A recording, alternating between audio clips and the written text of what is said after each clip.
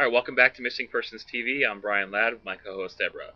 Today's Wednesday, August 26, 2009, 9:20 p.m. Tonight we have a special edition for Kristi Lee Cornwell. Deborah's on the phone with me right now. I also have Gail St. John and Gail's researcher, Susan. Is everybody here? Yes. Yes, I'm here. Okay. Deborah, I'm here too, Brian. Okay, we got to do this pretty quick. We want to get this on YouTube, so we got to keep it under 10 minutes. Deborah, real quick, we've covered this case before. Kristi Lee Cornwell, give us some information, please. Kristi Lee Cornwell has been missing since August 11th of this year. She's missing from Blairsville, Georgia. She was out for a walk in the evening hours. She was last seen around 9:15, 9:20 possibly. She was last seen walking along Jones Creek Road, not far from her home. At the time that she went missing, she was speaking on her cell phone with her boyfriend. His name is Douglas Davis, and he was, as far as we all know, in Atlanta at the time. During the course of their telephone call, a car pulled up and Kristi was abducted. Apparently, Douglas heard a struggle. He heard her screaming and saying, "Don't take me," or "Please don't take me." And since then, they did locate her cell phone a few days later. They did locate items in the area where she was supposedly abducted from, and they indicated that there was also a struggle. So they've been looking in that area. They've also looked in North Carolina for her. So, you know, they branched out some as far as where they're looking for her. There is a website set up for her, KristiCornwell.com, for further information. And I guess what do you have to share for input for this case, Brian? All right, thank you, Deborah. The information that I had actually came from a dream drawing. The dream drawing was dated August 19th of 2009. This was actually DD 7463. The information came from a reader, Marianne. I wasn't aware of the case at the time. She speculated that the dream drawing may be about Kristi Cornwell. After talking with her on Skype, reviewing the dream drawing, I do believe this dream is about Kristi Cornwell. So we did open the case the very next day. The information from the dream drawing says 957 Chattahoochee National Forest, 17 M. That could be miles. Doctor, killer, Kristi Cornwell. We then started working on this case using with that information. We got Gail St. John on the phone. Gail and I worked this case for a while. We did do it live. We did show what was happening as we were looking on this. We were taking screenshots of that. We did come up with a map, and I think we both came up with somewhere around the area of Chattahoochee National Forest. Gail? Yes. Okay. I tried to narrow it down. No, I'd gotten numbers that kind of boxed me in around the forest area. Mm-hmm. I worked on it earlier today, and the closest I am coming to it, and I feel like we're closer to 17, and that's why attention was brought to me via the city of Helen, and I feel like I need to go north of that city. Okay. Let me get up on the map here. Real quick, that would take you closer to the National Forest. Okay. Jim, this information came from Jim. What I'm showing right now on the screen is a map that Jim had come up with after listening to Gail's psychic reading over the phone. She felt like she was boxed in. There is, if you see 1, 2, 3, 4, 5, that actually kind of makes a box, and there is a city of Helen that's down there. So that's what you're seeing. Sorry, I just wanted to make sure everybody understood what we were talking about. Okay. I feel like I need to go up closer to the wooded area. I feel like that I saw a cabin or some type of thing that's there. It's a building, but I don't know what it's used for, or if it's even used now at this point. I feel like there was a dirt road that goes off to the side. It seems to be covered with, I don't know, a lot of leaves and pine needles and different things there as you go up in there. And I feel like that's a road they went down, and it's off of 17 as you hit into the close to the forest area there, the National Forest area. Okay.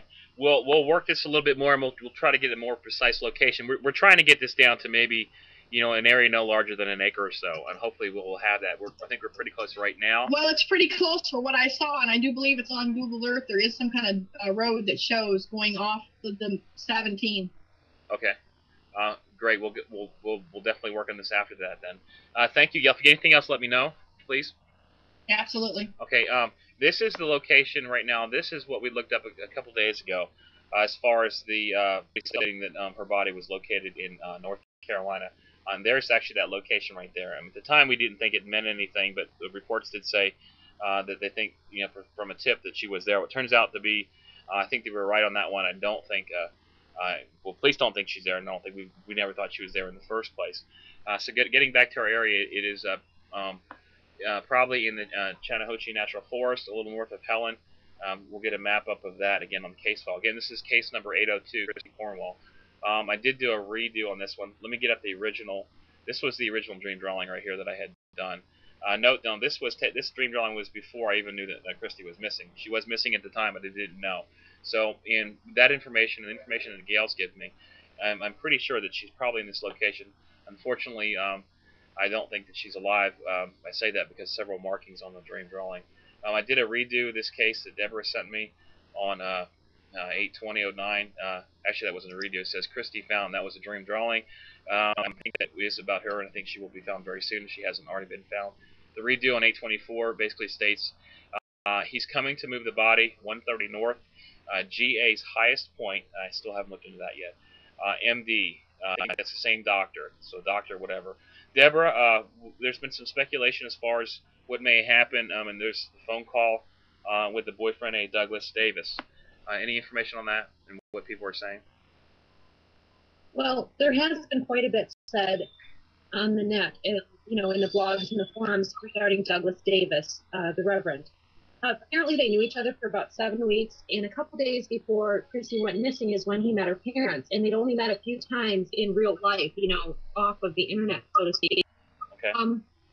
Apparently, he was talking to her on a telephone from Atlanta, and I would assume that his cell phone has been pinged to make sure that, that is where he was when it happened, which is like 100 or a little over 100 miles away. People have said that, possibly this is staged, as far as, what she said, apparently, according to him, what he heard was a struggle in her saying, "Don't take me," or "Please don't take me." Right. A lot of people feel that that would be something that would be said by someone who wants to make it look like someone was taken. Mm-hmm. Because if car approached and you're walking, by yourself, I would think the natural reaction would be to scream or to say help, not say, "Please don't take me." So there's been quite a bit of things, said as far as Douglas Davis is concerned. I have to wonder, people have said, okay, if the cell phone checks out and it pings to, him being in Atlanta, then, has something been staged? Did someone else do his dirty work? Is there more to this that we don't know? Is there more to what Douglas Davis knows? I'm not by any means trying to accuse him, but statistically, when a woman goes missing, it is usually the boyfriend or the husband that did it or knows something. I agree with you. Statistically, yes. I think we talked about this before. I mean, we don't. Well, we are speculating, but it does seem a little bit, odd. The information I had, that the drawing of the person I have, I don't think it's him, as far as what I have on the dream drawing. But you never know. And what you're saying makes a lot of sense. Like I said, I'm by no means accusing. Another thing that people thought was odd was that after he heard what he heard, a struggle and her screaming and saying, "Please don't take me," his first phone call was not to 911 or law enforcement. It was to her mom. Okay. Now, she did live in a home with her parents, so that could justify that. Okay. But a lot of people think that he would have called someone else first. Some have speculated that he could have been trying to set up alibi. I just don't know. Okay. So I guess what I've got to say is, if he knows something or he has guilt of something, just fess up to it. Don't drag people through. Thank you, Deborah. We got about 30 seconds left. Gail, we'll work with you after this phone call, and we'll try to get up maybe a map that somebody can go search right now. What do you think, Gail? Does this guy have anything to do with it? Real quick, 20 seconds. Okay. Well, I'm sorry, I didn't hear you. Don't worry about it. Thank you guys for listening. We'll see you tomorrow night, 9 o'clock. Good night.